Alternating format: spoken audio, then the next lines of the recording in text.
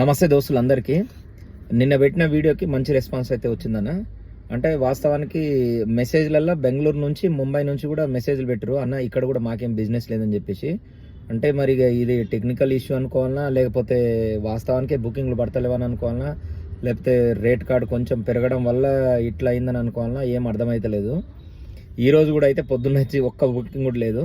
మనం ఏం చేయాలంటే, ఇప్పుడు సంక్రాంతి పండగకి ఊర్లలో మంచి టోర్నమెంట్లు, క్రికెట్ టోర్నమెంట్లు, వాలీబాల్ టోర్నమెంట్లు అన్నీ జరుగుతుంటాయి. మా ఊర్లో కూడా ఆల్రెడీ టోర్నమెంట్ కండక్ట్ చేసిరు, మేము కూడా పాల్గొంటున్నాం దాంట్లో.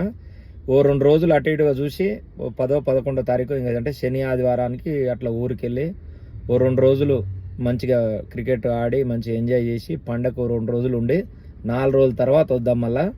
అప్పటిదాకా మీరు కూడా ఏదో బండి ఎట్లా నడిస్తే అట్లా నడిపియండి, ఏదో చేసుకున్నంత చేసుకోండి.